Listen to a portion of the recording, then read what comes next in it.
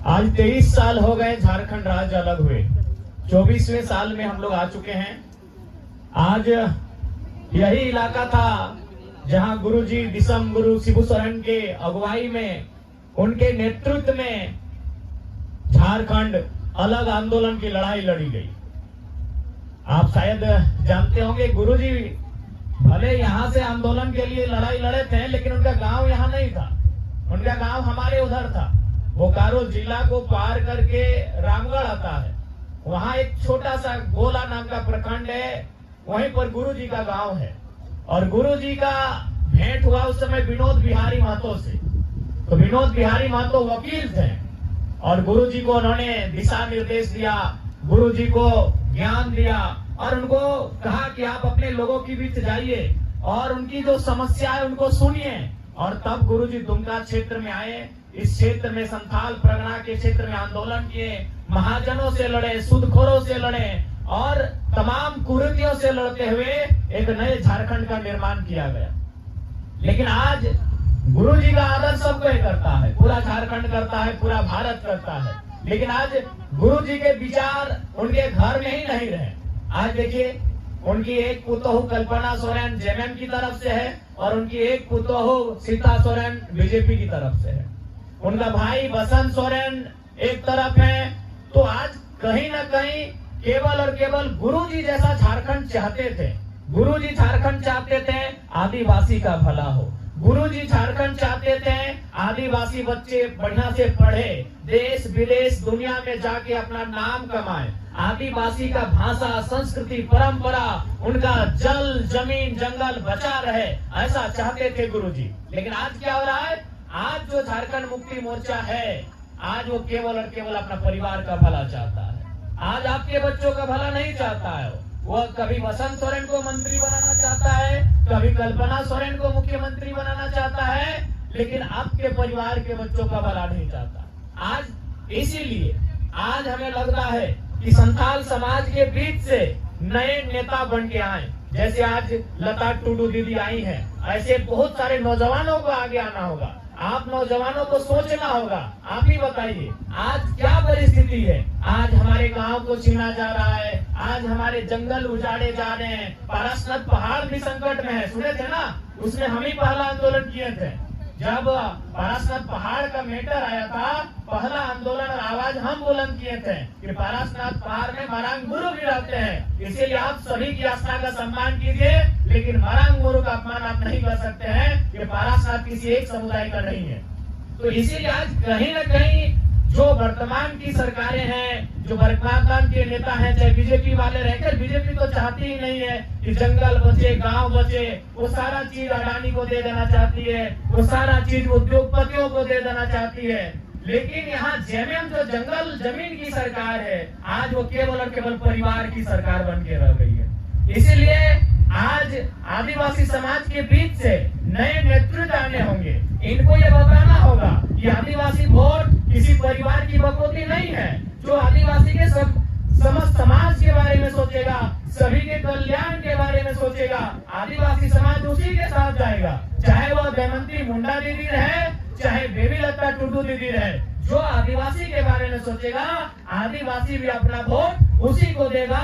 वो किसी एक परिवार की बकौती बनके नहीं रहेगा। क्या नौजवान, आप ही बताइए, यदि अगर वास्तव में झारखंड मुक्ति मोर्चा आदिवासी का हितैषी है, तो बसंत सोरेन को मंत्री क्यों बनाना? कोई गरीब बुद्धू सोरेन को बनाते, मुकेश सोरेन को बनाते, संजय टुड्डू को बनाते, विकास हांसदा को बनाते, सावन हांसदा को बना देते, अमित किस्कू को बना देते। आदिवासी समाज का ऐसे न भला होगा। अब आज बसंत सोरेन मंत्री है, कल्पना सोरेन मुख्यमंत्री की दावेदारी कर रही है, तो कल उनका बेटा बेटी भी करेगा। सीता सोरेन की दोनों बेटी दावा करेंगी कल 2 सीट से। तो आप कहाँ जाएंगे? आपके हक अधिकार की बात कौन करेगा? एक परिवार से समाज नहीं होता है। इसलिए इस बात को बिल्कुल आप याद रखिए कि एक परिवार से समाज का भला नहीं होगा, 1-2 व्यक्ति से समाज का भला नहीं होगा। इसलिए आज आपको नए नेता बनाने होंगे, नए लीडर तलाशने होंगे और नए लीडर आपके बीच हैं। बेबी लता टुडू आपके बीच है, रांची से दमयंती मुंडा आदिवासी समाज की बेटी है आपके बीच है। और जब ये सदन में जीत कर जाएंगे, सदन में इस बात को रखेंगे, समता कानून को मजबूती से राज्य में लागू कराने पर तर्क देंगे। हमारा जो पेशा कानून है उसे मजबूत किया जाएगा। झारखंड को बचाने के लिए जो भी कानून होंगे, चाहे अनुसूची 5 को मजबूती से प्रभावी रूप से लागू करना या इस राज्य को अनुसूची 6 की ओर लेकर जाना, इन बातों को वहां रखा जाएगा। सरना कोड की जो मांग सदियों से चली आ रही है, दशकों से चली आ रही है, उस कोड की मांग को रखना। तो इसलिए आज हमें ऐसे लीडर की आवश्यकता है जो वहां जाए। आज देखिए, आज पूरा सिस्टम एक परिवार के इर्द गिर्द, उनका जमीन बोकारो में, उनका जमीन दुमका में, उनका जमीन गिरिडीह में, उनका जमीन रांची में। जबकि आदिवासियों के जमीन को बचाने के लिए जो नियम बने हैं सीएनटी कानून, वो क्या कहता है कि आदिवासी का जमीन आदिवासी ही खरीदेगा, लेकिन थाना के अंदर। अब बताइए, मुख्यमंत्री खा रहे गोला रामगढ़ जमीन बोकारो में भी खरीद रहे हैं, दुमका में भी खरीद रहे हैं। तो बताइए, अगर एक ही आदमी सारा आदिवासी का जमीन खरीद लेगा तो बताइए भला होगा? नहीं होगा। इसीलिए आपको आदिवासी समाज की अगर हम बात करें, भला तभी होगा जब लीडरशिप की क्वालिटी हर एक गांव तक पहुंचे, जब लीडरशिप की क्वालिटी हर एक प्रखंड, हर एक जिला तक पहुंचे, तभी किसी समाज का उन्नति होगा। तो हम, क्योंकि आपके बीच जो समस्या आ रही है रेल, बिल्कुल ये जमीन हमारी है, ये जमीन हमारे बाप दादा ने खुदकट्टी करके, कोड़ करके इस जमीन को तैयार किया है, पहाड़ को काट के तैयार किया है, नदी नाला को मतलब सफाई करके तैयार किया है, जंगल झाड़ी को साफ करके जमीन तैयार किया है। इसीलिए रेलवे अगर गलत तरीके से हमारा जमीन लेगा, बिल्कुल उसका विरोध हम लोग सड़क में भी बैठ के करेंगे, धरना में बैठ के करेंगे, और सदन में भी अगर जीत के जाएंगे तो बेबी लता टुडू आपकी आवाज बढ़ेगी और सदन में भी इस बात को रखेगी। और आदिवासी समाज को लड़ने के लिए कोई सिखा नहीं सकता है। आज हमारे आदरणीय जयपाल सिंह मुंडा क्या कहते थे, वे जब संसद में गए थे, उन्होंने कहा था कि अध्यक्ष महोदय, आप आदिवासियों को लोकतंत्र की परिभाषा मत सिखाइए। जब दुनिया में लोकतंत्र आया नहीं था, तब से आदिवासी समाज में लोकतंत्र चलता आया है। तो आप हमको आदिवासी लोगों को मत सिखाइए दुनियादारी, आप हमें लड़ने के लिए भी मत सिखाइए। अरे जब अंग्रेजों ने पूरे भारत में अपना आधिपत्य जमा लिया था, तब लगातार झारखंड से आदिवासी लोग विरोध किए हैं। उनके तोप का मुकाबला हमने तीर और तलवार से किया है कि नहीं किया है? बताइए।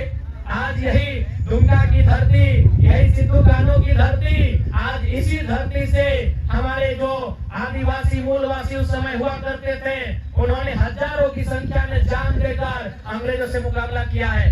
तो इसलिए रेल आए चाहे कोयला आए, आदिवासियों का इतिहास लड़ने का रहा है। हमारा इतिहास अपने अधिकार के लिए लड़ने का रहा है। हम किसी से पीछे नहीं हटेंगे। अरे उतना तो छोड़िए, बिरसा तो लड़े ही लड़े, सिद्धू कान्हू लड़े ही लड़े हैं। एक इस देश में गांधी हुआ करते थे।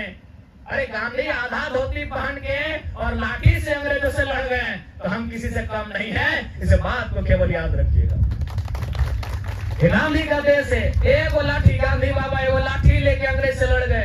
अंग्रेज के पास बड़ा बड़ा बंदूक था, अंग्रेज के पास इतना बड़ा बड़ा बम था, अंग्रेज के पास इतना बड़ा बड़ा तोप था, और गांधी बाबा वो लाठी लेके लड़ गए।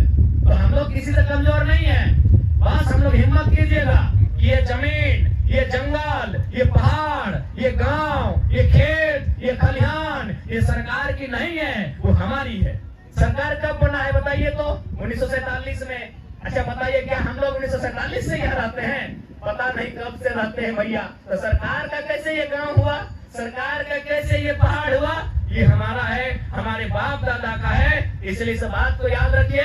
हम लोग सदन में भी लड़ेंगे और सड़क में भी लड़ेंगे। इसके लिए आप तैयारी कीजिए। भारत गांधी का देश है, भारत बिरसा का देश है। हम लोग कहीं पीछे नहीं हटेंगे। उनके तोप का सामना, उनकी गोलियों का सामना हम लाठी से करेंगे, किताब से करेंगे, कलम से करेंगे, लेकिन अपने अधिकार से समझौता नहीं करेंगे। तो ज्यादा समय नहीं है। हम लोग फिर हमारे बीच हमारी प्रत्याशी है बेबी लता टुडू। इनका जो छाप है वो गन्ना और किसान है। बिल्कुल गन्ना किसान, यानी जैसे बिरसा भगवान। देखिए उस फोटो को, गन्ना किसान ऐसे दिख रहा है जैसे वो बिरसा भगवान हो। तो इनके छाप पे मोहर लगा के इनको दिल्ली पहुंचाइए। और जो रेल और कोयला की समस्या आ रही है, इस समस्या को हम लोग दिल्ली में भी रखेंगे और सड़क में बैठकर, जमीन में बैठकर, धरने में बैठकर वहां भी इसकी लड़ाई लड़ेंगे। आपको इस बात के लिए हम लोग आश्वस्त करते हैं। ठीक है, जोतों को जोहार गे, सब बढ़िया से रहिएगा, अच्छा से रहिएगा और मिलजुल के रहिएगा। जय झारखंड, जोहार झारखंड।